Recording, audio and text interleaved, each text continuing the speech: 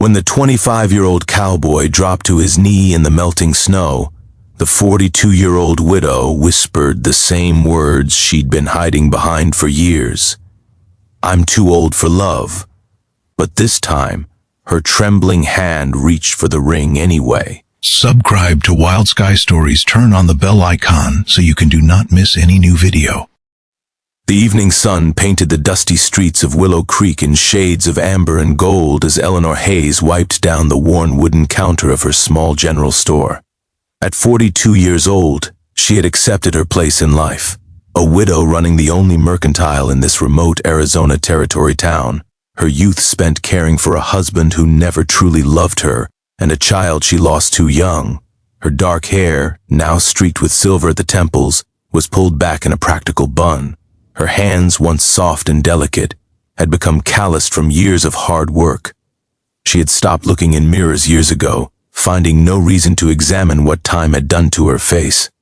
The bell above the door chimed, and Eleanor looked up from her work. The man who walked through her door seemed carved from the very essence of the frontier itself. Tall, with shoulders broad enough to fill the doorframe, he removed his dusty hat to reveal thick brown hair that curled slightly at his collar. His eyes were the color of spring grass after rain, a green so vivid it seemed almost impossible. "Evening, ma'am," he said, his voice deep and warm like honey poured over gravel. "Name's Samuel Reed, just rode in from Texas. Looking for supplies and maybe some directions to the nearest ranch hiring hands." Eleanor felt something stir in her chest, something she had buried so deep she barely recognized it anymore. She pushed the feeling aside immediately, attributing it to nothing more than surprise at seeing a stranger in her quiet town. "Welcome to Willow Creek, Mr. Reed," she replied, keeping her voice steady and businesslike. "I can help you with supplies. As for work, the Hollister Ranch about 3 miles east is always looking for capable men." Samuel approached the counter slowly, his spurs jingling softly with each step. As he drew closer, Eleanor noticed the gentle way he moved, like a man who understood his own strength and took care not to overwhelm the world around him. "Much obliged, ma'am," he said, his eyes meeting hers with an intensity that made her breath catch. "I'll take some flour, coffee, and beans if you've got them." Eleanor nodded and turned to gather his order, grateful for the excuse to break away from his gaze. She could feel his eyes following her as she moved through the store, and a warmth spread across her cheeks that had nothing to do with the evening heat. The weeks that followed brought Samuel Reed into Eleanor's store more often than any cowboy had reason to visit a mercantile. He would arrive each Saturday afternoon, his boots freshly cleaned and his best shirt pressed to purchase items he could easily have gone without. A new bandana, extra soap, ribbon candy that he claimed was for the ranch owner's children. Each visit lasted longer than the one before. Samuel would lean against the counter and talk with Eleanor about everything and nothing. The weather, the horses he was training, the books he had read during the long winter nights on the trail. Eleanor found herself looking forward to Saturdays with an anticipation she hadn't felt since she was a young girl waiting for the county fair. "You've got a beautiful smile, Mrs. Hayes," Samuel said one afternoon, catching her off guard as she laughed at one of his stories about a particularly stubborn mule.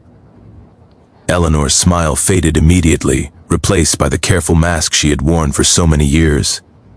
"I'm a widow, Mr. Reed, and I'm far too old to be receiving compliments from young cowboys."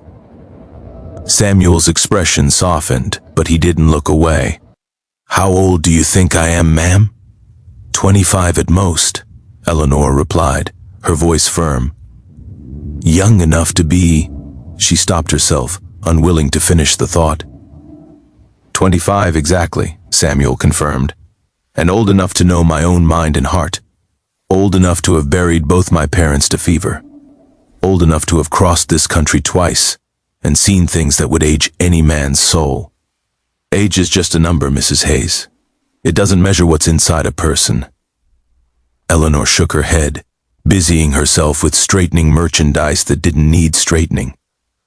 "You're kind, Mr. Reed, but kindness and reality are two different things. I'm 42 years old. I've got more years behind me than ahead, You deserve someone young, someone who can give you children and a future." Samuel was quiet for a long moment. When Eleanor finally gathered the courage to look at him, she found something in his eyes that took her breath away. Not pity, not amusement, but a deep and genuine tenderness. "May I call on you tomorrow, Mrs. Hayes? Not as a customer, but as a gentleman caller."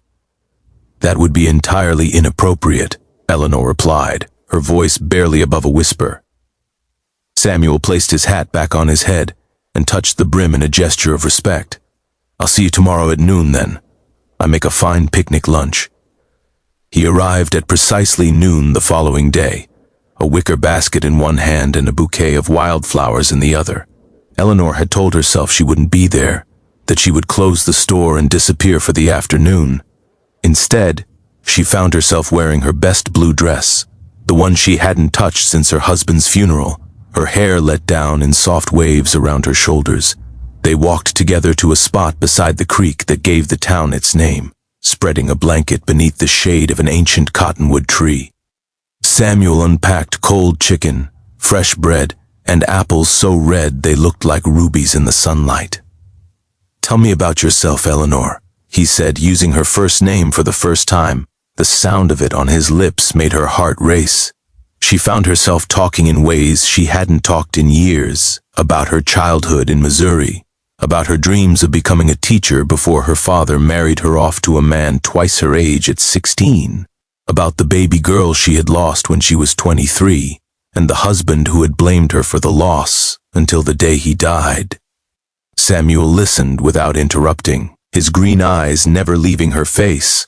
When she finally fell silent, tears streaming down her cheeks, he reached across the blanket and took her hand in his. "You've spent your whole life being strong for everyone else," he said softly. "Don't you think it's time someone was strong for you?" Eleanor pulled her hand away, wiping at her tears with her sleeve. "You don't understand. I'm too old for love, Samuel. That part of my life is over. Whatever you think you feel for me, it will fade when you meet a pretty young thing who can give you what I cannot." Samuel moved closer, close enough that she could see the flecks of gold in his green eyes, could smell the clean scent of soap and leather that clung to him. "I've met plenty of pretty young things," he said. "None of them made me feel the way I feel when I'm with you. None of them had your strength, your wisdom, your beautiful heart. I don't want a girl, Eleanor. I want a woman. I want you." Despite her protests, Samuel continued his courtship throughout the summer and into the fall. He fixed the broken step on her porch without being asked. He escorted her to church on Sundays, ignoring the whispered gossip that followed them like a shadow. He brought her books from the traveling salesman and read poetry to her on quiet evenings while she darned socks by lamplight. The townspeople talked, of course. They called her foolish, called him a fortune hunter, though what fortune a poor widow with a struggling general store could possibly have, none of them could say. But as the weeks passed and Samuel's devotion never wavered, even the harshest critics began to soften. "He looks at her like she's the only woman in the world," old Mrs. Patterson admitted to her quilting circle. Maybe there's something to be said for a love like that. Eleanor felt herself changing, opening like a flower too long denied sunlight. She caught herself humming while she worked, smiling at customers who had only ever seen her reserved and distant. At night she dreamed of Samuel's green eyes and gentle hands, and she woke with a warmth in her chest that she had thought lost forever. But still, she held herself back. Still, she reminded herself of all the reasons why this could never work, the difference in their ages, the children she could never give him, the life he should be building with someone else. Winter came early that year, bringing with it a blizzard that trapped the town in its icy grip for 3 long days. On the 3rd day, when the snow finally stopped falling and the pale winter sun broke through the clouds, Samuel appeared on Eleanor's doorstep with frost in his hair and fire in his eyes. "I've been thinking these past 3 days," he said, stepping inside without waiting for an invitation. "I've been thinking about what I want my life to look like. What I want to wake up to every morning. What I want to hold on to when the dark times come." Eleanor wrapped her shawl tighter around her shoulders, her heart pounding. "Samuel, please," he said, holding up his hand. Let me finish. I've ridden 1,000 miles across this country. I've seen things that would break a lesser man. And through all of it, I never found a place that felt like home, until I walked into your store that first evening and saw you standing there, beautiful and brave and so full of love you didn't know what to do with it. He dropped to one knee right there on her worn wooden floor, the melting snow from his boots creating small puddles around him. From his coat pocket, he produced a simple gold ring, not expensive, but polished until it gleamed like a small sun. I'm asking you to be my wife, Eleanor Hayes, not because I'm young and foolish, not because I don't know what I'm doing.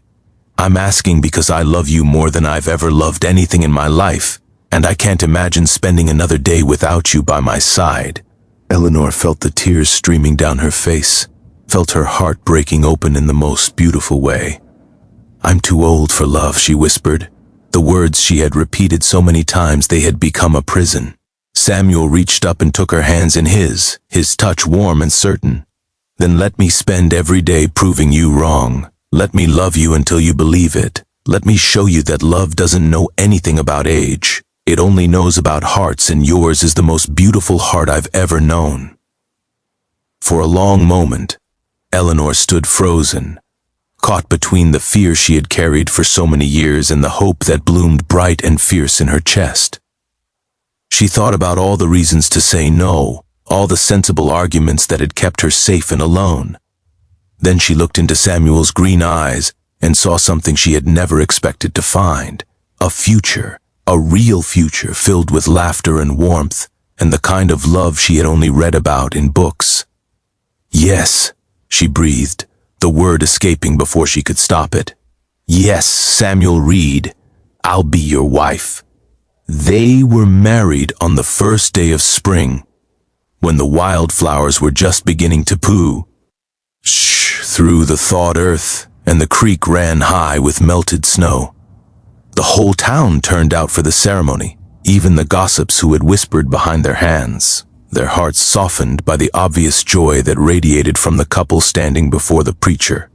Eleanor wore a dress of pale cream, her silver-streaked hair loose around her shoulders the way Samuel loved it.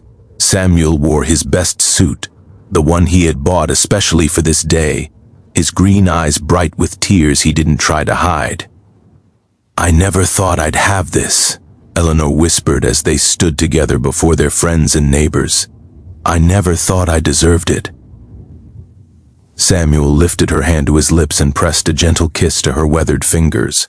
You deserve everything good in this world, Eleanor Reed, and I intend to spend every day of my life making sure you get it. The years that followed were the happiest of Eleanor's life.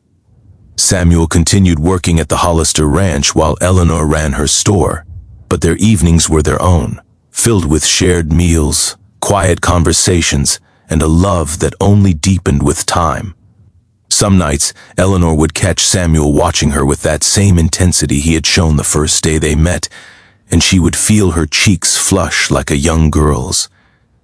Some mornings, she would wake to find wildflowers on her pillow, picked fresh from the fields, and she would know that she had been blessed beyond measure.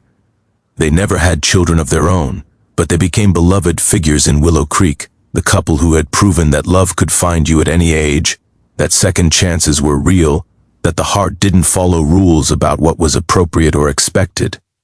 On Eleanor's 50th birthday, Samuel led her blindfolded to the edge of town, where he revealed a small house he had been building in secret for the past year. A home with a wide pour, for watching sunsets and windows that caught the morning light. I promised you everything good, he said, wrapping his arms around her from behind. This is just the beginning. Eleanor leaned back into his embrace, feeling the steady beat of his heart against her back, and she understood at last what she had been too afraid to believe all those years ago. Love didn't care about numbers. Love didn't count gray hairs or measure wrinkles. Love only knew what the heart knew, and her heart had known the truth from the moment Samuel Reed walked through her door. She was never too old for love. She had simply been waiting for the right heart to find her, and in Samuel's arms, under the endless Arizona sky, Eleanor Hayes Reed finally found her way home.